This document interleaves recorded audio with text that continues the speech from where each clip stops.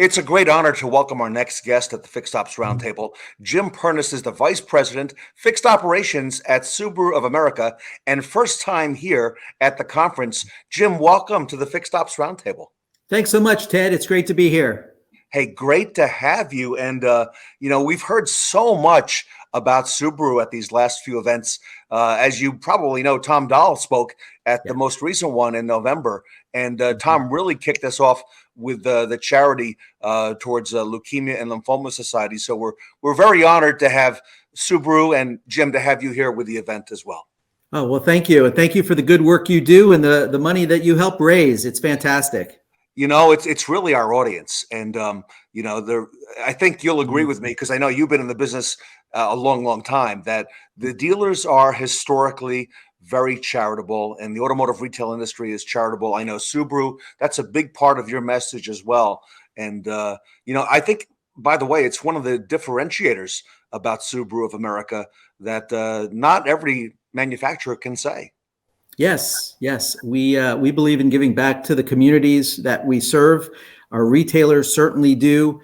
We call it the love promise and the 6 stars that guide us. And it's really about doing the right thing for the customer, and just as importantly, doing the right thing in the community and giving back.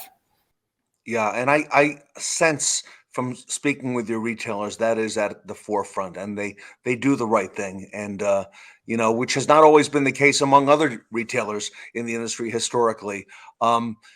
Jim, you've had at Subaru tremendous sales growth for a lot of years now, and that's also produced a tremendous demand in fixed operations, and will into the foreseeable future, service and parts for years to come. Tell our audience a little bit. How are you preparing your Subaru retailers for this? Yes, well, you're correct. We've been very fortunate to be on a great growth curve. Certainly, we're looking for more product as we go forward through the current production challenges in the industry. But we've got a huge units in operation count, 7-year UIO, and it's continuing to grow. And for many years now, we've been working with our retailers on fixed operations expansion. We started first looking internally at ourselves and at Subaru of America to make sure we had the right overall RDC network of parts distribution. And we've enhanced that over the last 18 months. We've added 1.5 million square feet of parts distribution. We've expanded our technical training centers for more capacity. So we first looked inward, but just as importantly, we partnered with our retailers and created the Fox program about 7 years ago, in the early stages of our vehicle sales increase and trend. And the Fox program was where we would partner with our retailers on their plans to add stalls, add capacity in fixed operations, in parts and service for the growing UIO.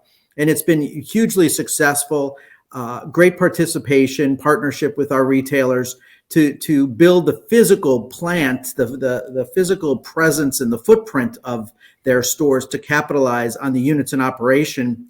And it's really helped sustain us a lot right now. Certainly, as we all want more new vehicles, our Subaru fixed operations is kicking butt and bringing customers back and adding to the customer retention strategy. Yeah, I could see that's a big part of it. And congratulations to you, because I can tell from speaking to your retailers. We had Liza Borges on the last show. She's here again with us at this show, and so is Adam Aarons. It's a big focus, fixed operations at Subaru, and you really, you folks do things right, and you think of everything with the guest, with the customer in mind. Yes. Well, the lifetime value of a consumer and a Subaru customer is phenomenal. And it's so much less expensive to keep that customer coming back than it is to acquire a new one. And that's especially true with Subaru. So we partner with our retailers in customer retention. It's one of the main pillars of fixed operations is customer retention, and bringing those customers back so they can see the new generation of Outback, so they can see the Wilderness Edition, the Forester, and the Crosstrek. And so we create that virtuous cycle of coming back, getting the parts and service work done, getting the maintenance there, and being the number one choice for all things fixed operations. So go to the retailer first, from tires, which we're really focused on more than ever in the last year or 18 months, to major repairs, and to just about everything we can possibly do for the customer, just to keep that connection strong, so we can count on that customer for the future, for the next generation of new car sales. I love it. Now, how do you measure success among your retailers in service and parts?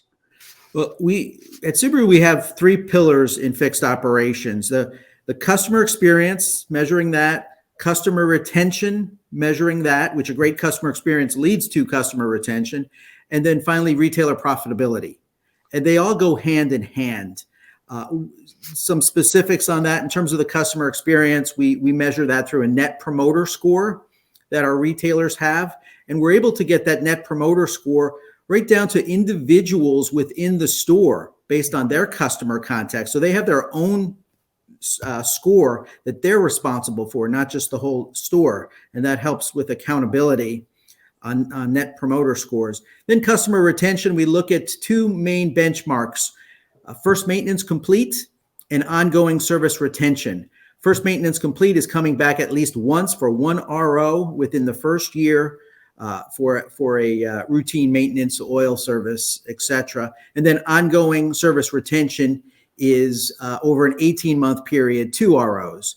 So that's another measurement that we use, that all of our retailers have their fingers on. And then finally, ultimately, it's retailer profitability and all the different ways you can slice and dice that in terms of part sales per RO, part sales per unit in operation.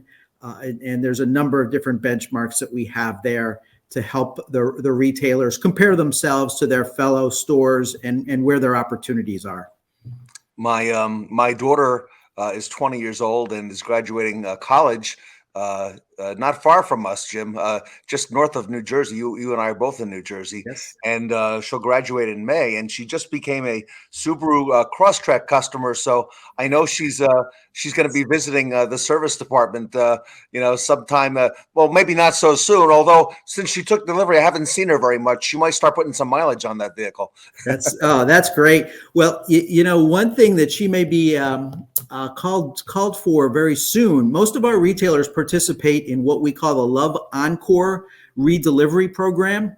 Okay. And it's usually in the neighborhood of 3 weeks to a month after initial delivery, to go over the features of the car and to spend some time, because at delivery, and I'm sure she experiences, sometimes you're just so excited to get that car and to get moving, and you have other things on your mind.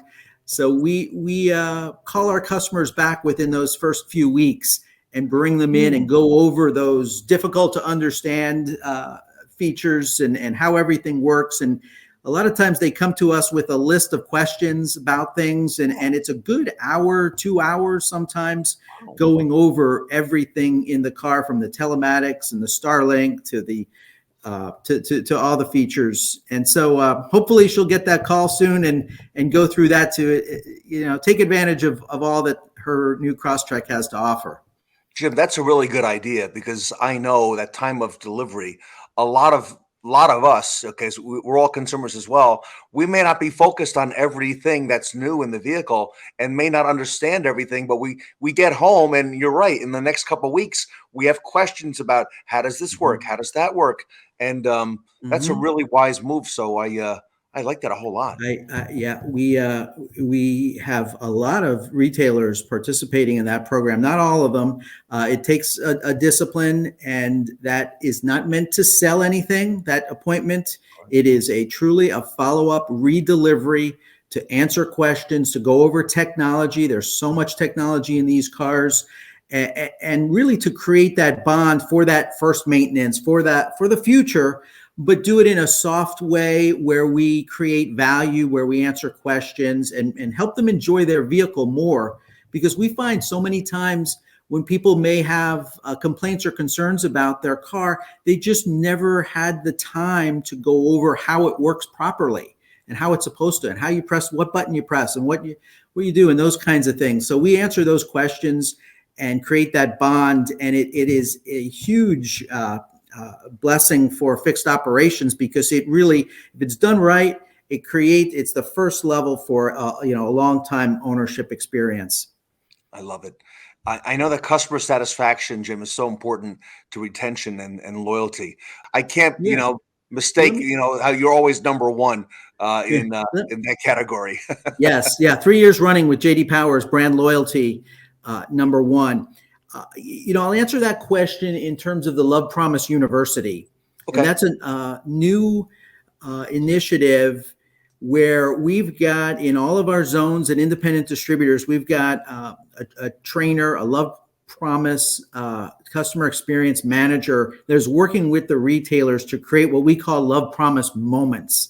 Those extra moments in the store where we're doing the right thing, where we go above and beyond, where we exceed customers' expectations. So the whole umbrella strategy is called Love Promise University. And we try to instill these moments of heart. And heart, another acronym, is honesty, empathy, appreciation, respect, and trust. So it's very hard to train on the softer skills in our industry, especially to train for empathy, and we're working on that, and we're starting to see some good success from that, because it's so important to create that bond and that trust. And there's a quote that comes to mind from Maya Angelou that says, "I've learned that people will forget what you said, people will forget what you did, but people will never forget how you made them feel." And so on that basis, the Love Promise University is about making that customer, feel right, feel trust and respect and follow and genuine concern for whatever their issue is. And so we're very focused on that. It's a big undertaking. It's not easy. It's a culture shift. But we're seeing some early signs of progress. We've just started on this within the last 2 years. And this year, as the pandemic winds down, we look forward to really taking it to the next level and differentiating ourselves as a car company. Jim, talk to us about Share the Love. We've heard a lot about that. We hear a lot about that. How did that come about? And I know it's grown, but I hear it includes service and not just sales. Yes. It goes back 13 or 14 years where we met with our National Retailer Advisory Board, and we're talking about what should we do for a year-end sales event? What theme? And there's always a theme, and we know many manufacturers have them. And the idea was, well, what can we do for others? What can we do in the spirit of Subaru and giving back and sharing the love? And so our tagline, "Love," we wanted to show in a demonstrable way how we do that. So we decided to call it Share the Love, and we launched it from Thanksgiving through New Year's every year. And the basic premise is $250 would go from Subaru of America to one of 5 charities, national charities, in later years we added local charities that the retailer could select to keep the money in their local community. Smart. And so so it's evolved, and now within the last 2 years we've added parts and service, where per RO, and there's a lot of ROs between Thanksgiving and New Year's every year, we contribute $2 and the retailers contribute $3 for every repair order. Wow. And I'll tell you, that adds up significantly. Most of our retailers are participating in this now on the parts and service side. So on top of the $250 from the new car department, there's $5 per RO total that goes to those charities that the customer ends up picking. So it's a win-win. It creates that positive cycle. And then in the springtime, afterwards, when we calculate it all, we have check presentations, and we bring in those charities into the retailer. And many times our factory reps are there, and we can talk about what that charity does and really make it a win-win all the way around.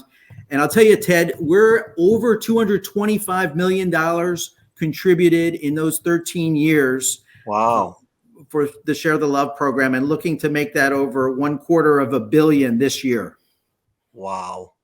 Jim, wow, that's amazing. Um, Tom Dahl, when he was on the event a few months ago, told us about personal letters that Subaru owners write, and they do it daily. And I know you get those as well. Is there a theme about their experiences, being Mhm. Subaru owners? Yeah, our customers are passionate, and they're concerned, and they want us to do better if they Yeah. feel something didn't go right. And they'll tell us whether if they have a concern on the vehicle itself, the way they were treated at the store, something else. Many times it may be a little thing or a communication thing that we can nip in the bud Mm. and create a positive cycle out of it. And we follow up, and I'll tell you, Tom Dahl reads every single letter that he gets, and I often get copies when they pertain to fixed operations, and so does our entire executive team. And we follow up and do the right thing. We have specific folks that are involved in the follow up and listening to that customer and seeing what happened, why did it happen, what can we do to avoid it and to make it right. And it's very important to us, but not just to make it right, but also to try to see if there's something systemic about it that we can change so it doesn't happen to that next customer. Wow, wow, and you definitely do things right. Finally, Jim, we're hearing a lot now in the industry, more than ever before, even more than just a few months ago, about EVs and what's coming. And maybe a year ago, a year and a half, 2 years ago, not so much. But now, a number of our panels have been addressing EVs and the infrastructure and the requirements. So, talk to us a little bit. I know you've got some things coming, okay, a little bit later on in the pipeline. But what are some of the challenges that Subaru retailers may face from a training and a customer service standpoint? Well, we are excited that next month is start of production of the Subaru Solterra, our first all EV, all electric. We've had a number of different hybrids and plug-in hybrids, but this is our first all EV. So we're early on the learning curve from that standpoint, but there's tremendous interest. Our customer has always gravitated towards new technology, certainly towards environmental technology. And we opened up customer reservations this week for the new Solterra, and it's been a record number of customers. I can't even keep track of where we're at right now that are planning to buy this over the first 6 months. We only opened up 6 months of production at this point.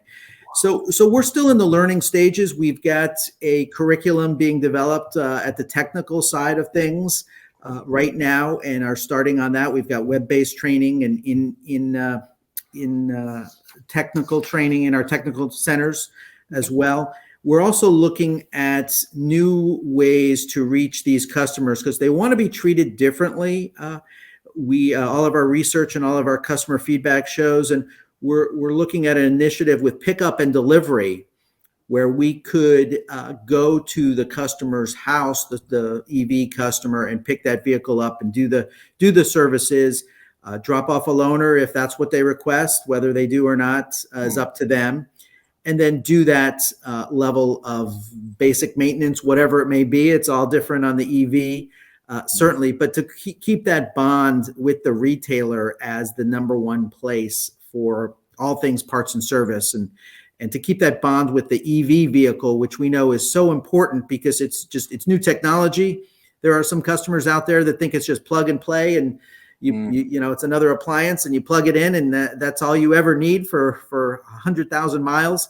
And that's not true. So we believe this pickup and delivery will be a good avenue for our retailers to keep that connection with those new customers, those EV customers, keep them coming back.